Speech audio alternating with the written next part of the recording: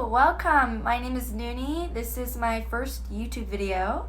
Today I'm going to do a Q&A. I have some questions from my Instagram.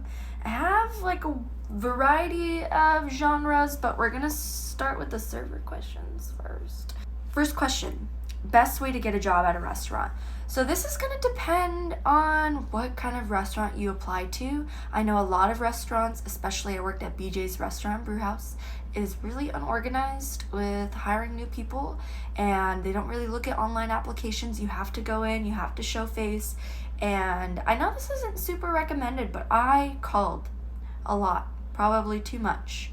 But if I didn't, I probably would have been forgotten. So stay on top of it, show face, take your resume in person, and hopefully you get the job. And honestly, hopefully you don't, because it's not that fun.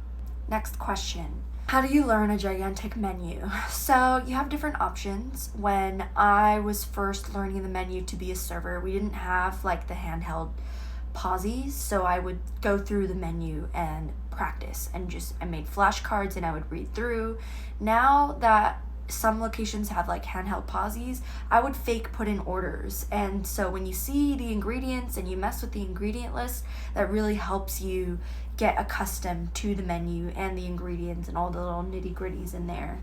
Best strategy for when you're double sat as a server. So this is going to depend if you get a bigger table and a smaller table, or if they're both the same size. If you have a big and small, I go to the small first because it's quicker. You don't want to be at the big table for 10 minutes and your small table is waiting around like, what the heck? What's going on? If they're both the same size, I wait until they're both sat and I go boom, boom, first table, then second table. That way I can bring all of their drinks out at once, so I'm not doing extra trips back to the kitchen. Yeah, it's a short answer. Hopefully that helps. Worst injury in the service industry. Well, I got carpal tunnel, and that was pretty bad. Towards the end of my serving career, I had shifts where I would just cry from the pain. My wrists are pretty wrecked. I also got into a car accident 8 years ago, so my neck and shoulders are just messed up, but serving definitely added to that. Do you still work in the food service industry? I do not. I quit, 2021, and I almost looked back. I almost went back, but I didn't. Since then, I've been a personal trainer and done a few other things here and there. Can you tell when patrons are on drugs? I haven't really experienced that much, except for one time I had a table come in with a cup full of something and asked for Sprite, so that was a fun one. I almost felt like, what do I do? But really, you can't do anything. You just give them their damn Sprite and let them live their lives. Why do customers pick the one dirty table at in the restaurant to sit at? I wish I could tell you. I think people love the drama. I think people want to shove in your face hey, we should have been sat already, do something about it.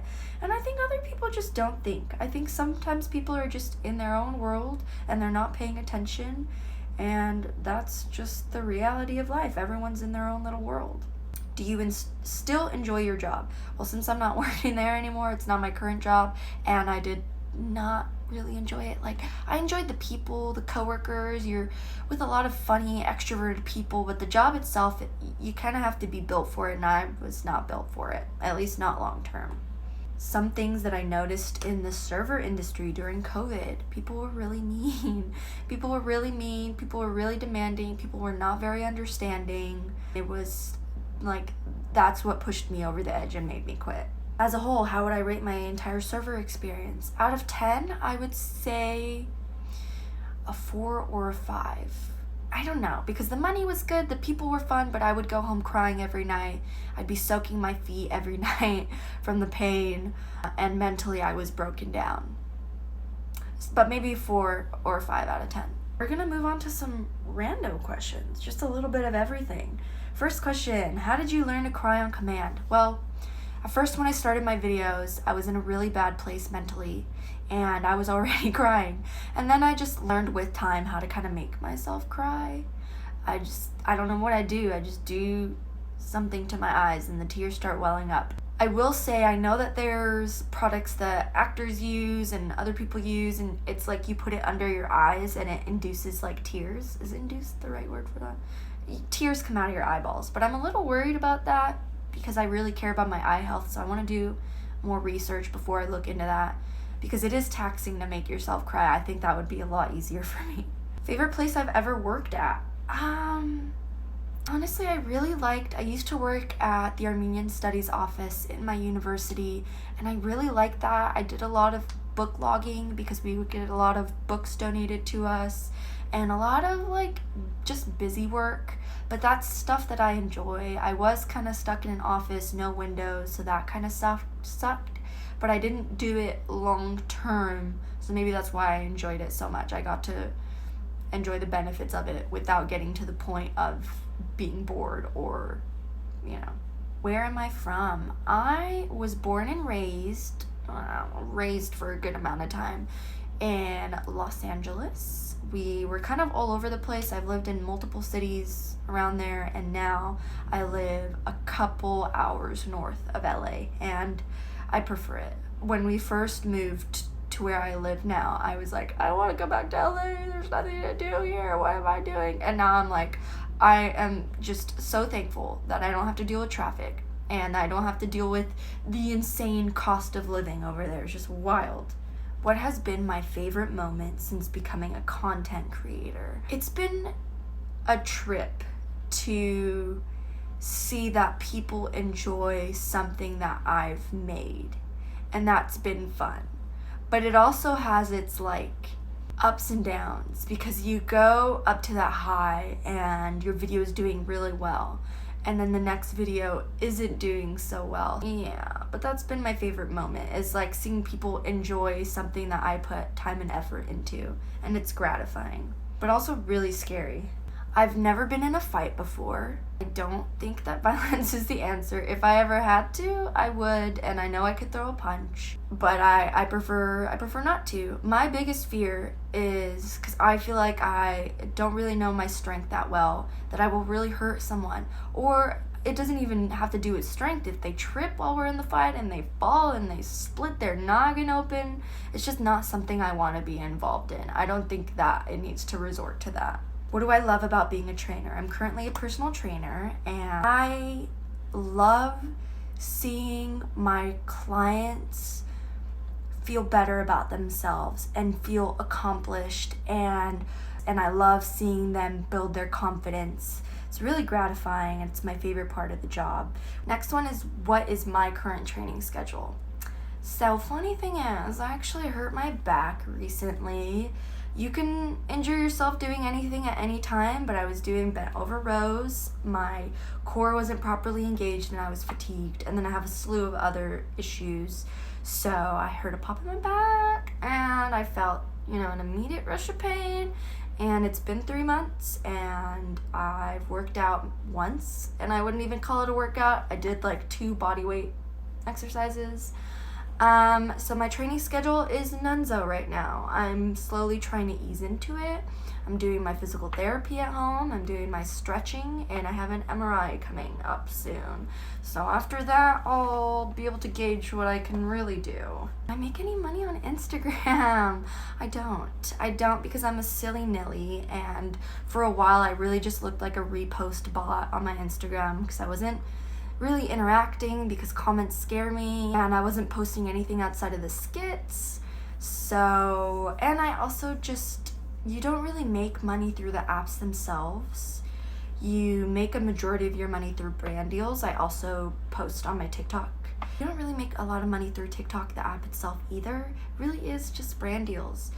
I haven't got any brand deals for my Instagram. I think it's because I look like a bot, and I've had the option to do it and it just didn't feel right. So Instagram's making me nothing right now. So that's fun. Have I ever thought about changing platforms? I'm currently on Instagram and TikTok. I want to do more on my YouTube, hence why we're here. Also, I don't like this lighting, but whatever. And yeah, I want to be more involved on YouTube. I am planning on uploading my skits to YouTube Shorts. It's just, YouTube makes it really hard to upload shorts because you can't, unless I'm a silly nilly, you cannot go to an album and pick. You have to scroll all the way back to the video, and that takes quite some time. So I've been just kind of neglecting that, but I'd like to expand more into YouTube. My favorite movie, I don't have a current favorite movie as an adult. As a child, it was Anastasia. I loved Anastasia. I was obsessed. Also, Monsters Incorporated, was obsessed. I used to have a Sully stuffy. I don't know what happened to him. I got him from Disneyland, and he was the best snuggle buddy ever, and he's not with us anymore. Have I ever considered narrative acting? Funny thing about that, I've always hated my voice. And then I started my skits, and people started making comments about that, especially especially my girlfriend. She's been kind of pushing me for that. I think it's an oversaturated space. I wouldn't know where to start with it, and I honestly just have a lack of confidence in that, so I haven't really considered it. What will be my next tattoo? I don't know.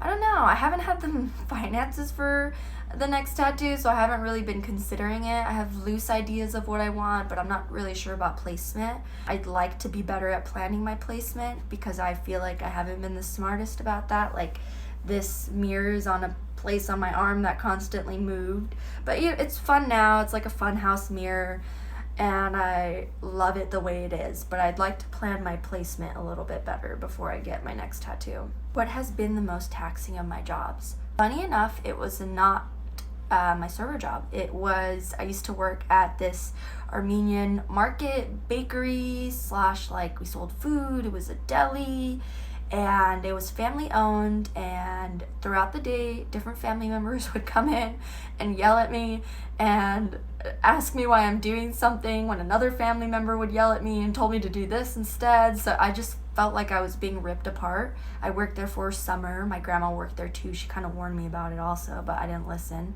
I needed a laptop, so I worked there through the summer. It made me appreciate my server job, but I quit as soon as I could. I bought my laptop for school, and I was like, I'm out. Last question.